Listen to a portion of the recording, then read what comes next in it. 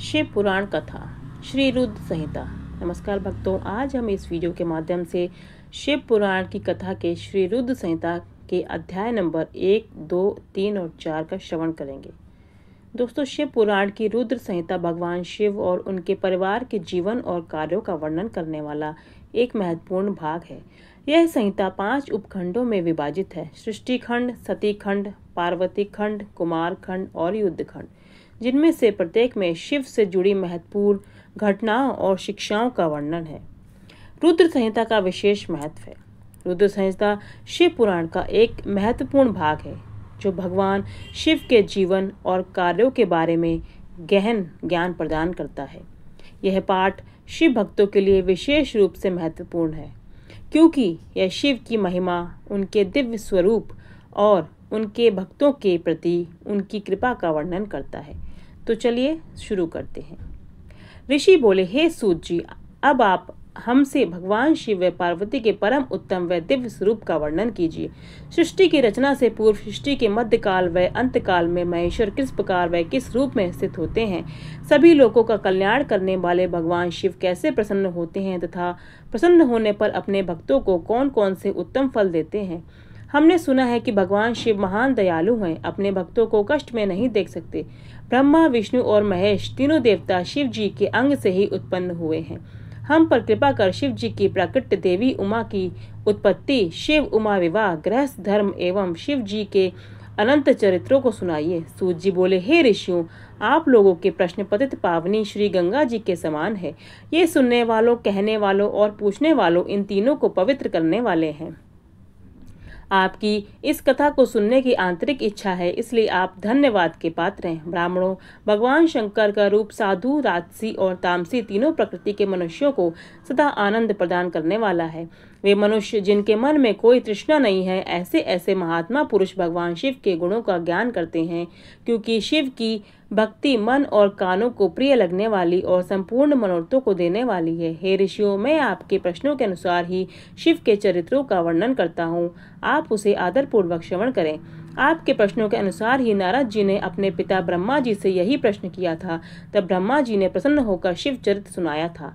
उसी संवाद को मैं तुम्हें सुनाता हूँ, क्योंकि उस संवाद में भव सागर से मुक्त कराने वाले गौरीश की अनेकों आश्चर्यमयी लीलाएं वर्णित हैं। श्री रुद्र संहिता प्रथम खंड, दूसरा अध्याय, प्रारंभ।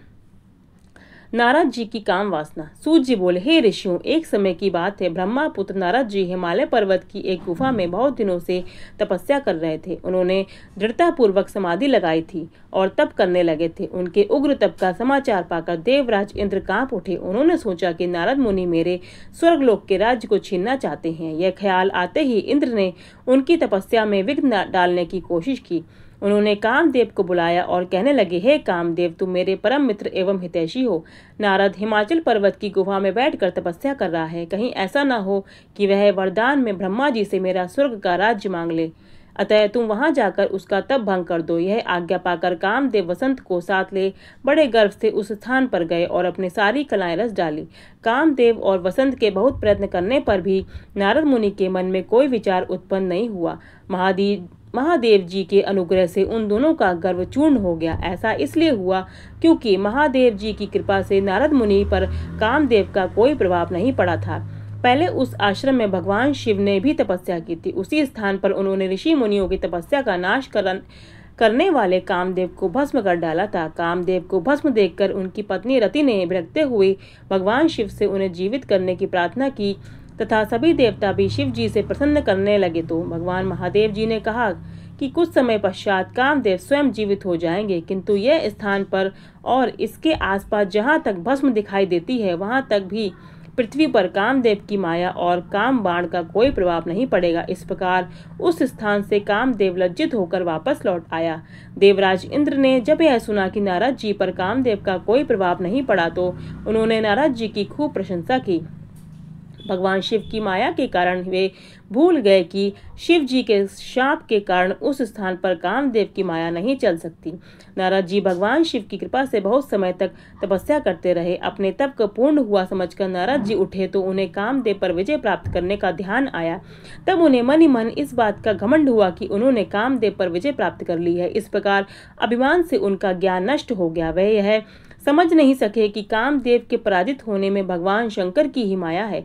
तब वे अपनी काम विजय की कथा सुनाने के लिए शीघ्र ही कैलाश पर्वत पर जा पहुंचे और भगवान शिव को नमस्कार करके अपनी तपस्या की सफलता का समाचार तथा कामदेव पर विजय प्राप्त करने का समाचार कह सुनाया।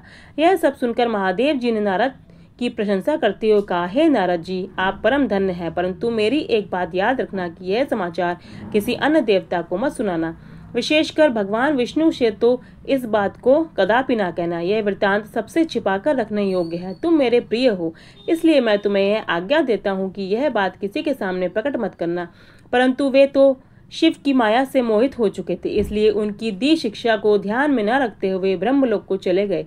वहां ब्रह्मा जी को नमस्कार कर बोले, मैं अपने तपोबल से कामदेव को जीत लिया है। यह सुनकर ब्रह्मा जी ने भगवान शिव के चरणों का चिंतन करके सारा कारण जान लिया तथा अपने पुत्र नारद को यह सब किसी और से न कहने के लिए मना कर दिया। नारद के मन में अभिमान के अंकुर उत्पन्न हो गए थे, जिसके फलस्वरूप उनकी बुद्धि नष्ट हो गई थी।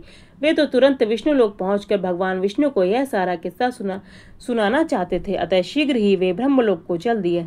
नारद मुनि को आते देखकर भगवान विष्णु सिंहासन से उठ खड़े हुए। उन्होंने नारद को गले लगा लिया और आदर सहित आसन पर बिठाया। भगवान शिव के चरणों का स्मरण करके भगवान विष्णु ने नारद जी से पूछा, नारद जी, आप कहाँ से आ रहे हैं और इस लोक में आपका शुभागमन किस लिए हुआ है? यह सुनकर नारद जी ने अहंकार सहित अपने तप के पूर्ण होने एवं कामदेव पर विजय प्राप्त करने का समस्त हाल उन्हें कह सुनाया। भगवान विष्णु काम के विजय के असली कारण को समझ चुके थे। वे नारद जी से बोले, हे नारद जी, आपकी कीर्ति एवं निर्मल बुद्धि धन्य है। काम, क्रोध एवं लोभ मोह उन मनुष्यों को पीड़ित करते हैं जो भक्तिहीन हैं। आप तो ज्ञान वैराग से युक्त एवं ब्रह्मचारी हैं, फिर भला यह काम आपका क्या बिगाड़ सकता था? देवऋषि नारद बोले, हे भगवान, यह सब आपकी कृपा का ही फल है। आपकी कृपा के आगे कामदेव की क्या सामर्थ्य है जो मेरा कुछ बिगाड़ सके? मैं तो सदा ही निर्भय हूँ। इतना कहकर नारद जी विष्णु भगवान को नमस्कार कर वहां से चल दिए। तीसरा अध्याय प्रारंभ। नारद जी का भगवान विष्णु से उनका रूप मांगना। सूत जी बोले, महर्षियों, नारद जी के चले जाने पर शिव जी की इच्छा से विष्णु भगवान ने यह अद्भुत माया रची। उन्होंने जिस ओर नारद जी जा रहे थे वहां एक सुंदर नगर बना दिया। वह नगर बैकुंठ लोक से भी अधिक रमणीय था। वहां बहुत से विहार स्थल थे। उस नगर के राजा का नाम शीलनिधि था। उस राजा की एक बहुत सुंदर कन्या थी। उन्होंने अपनी पुत्री के लिए स्वयंवर का आयोजन किया था। उनकी कन्या का वरण करने के लिए उत्सुक बहुत से राजकुमार पधारे थे। वहां बहुत चहल पहल थी। इस नगर की शोभा देखते ही नारद जी का मन मोहित हो गया।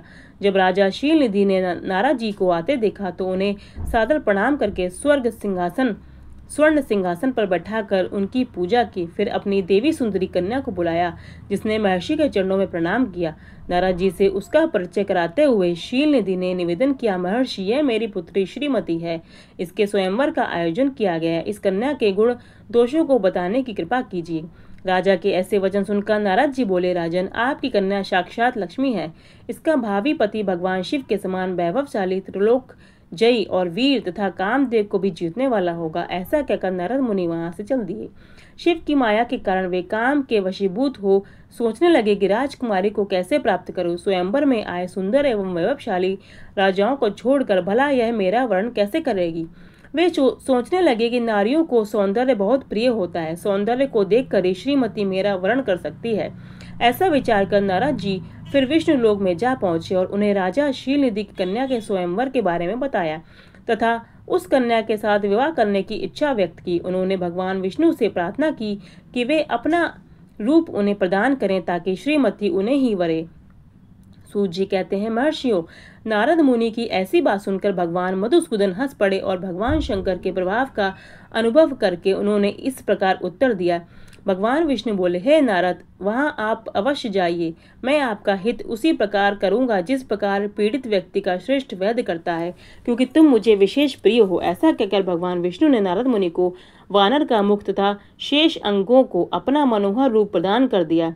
तब नारद जी अत्यंत प्रसन्न होते हुए अपने को परम सुंदर समझकर शीघ्र ही स्वयंवर में आ गए और उस राजसभा में बैठे। उस सभा में रुद्राण गण ब्राह्मण के रूप में बैठे हुए थे। नारद जी का वानर रूप केवल कन्या और रुद्र गणों को ही दिखाई दे रहा था, बाकी सबको नारद जी का वास्तविक रूप ही दिखाई दे रहा था। नारद मन ही मन प्रसन्न होते हुए श्रीमती की प्रतीक्षा कर रहे थे। हे ऋषियों, वह कन्या हाथ में जयमाला लिए अपनी सखियों के साथ स्वयंवर में आई। उसके हाथों में सोने की सुंदर माला थी। वह शुभ लक्षणा राजकुमारी लक्ष्मी के समान अपूर्व शोभा पा रही थी। नारद मुनि का भगवान विष्णु जैसा शरीर और वानर जैसा मुख देख वह कुपित हो गई और उनकी ओर से दृष्टि हटाकर मनोवांछित वर की तलाश में आगे चली गई। सभा में अपने मनपसंद वर को ना पाकर वह उदास हो गई। उसने किसी के भी गले में वरमाला नहीं डाली। तभी भगवान विष्णु राजा की वेशभूषा धारण कर वहां आ पहुंचे। विष्णु जी को देखते ही उस परम सुंदरी ने उनके गले में वरमाला डाल दी। विष्णु जी राजकुमारी को साथ लेकर तुरंत अपने लोक को चले गए।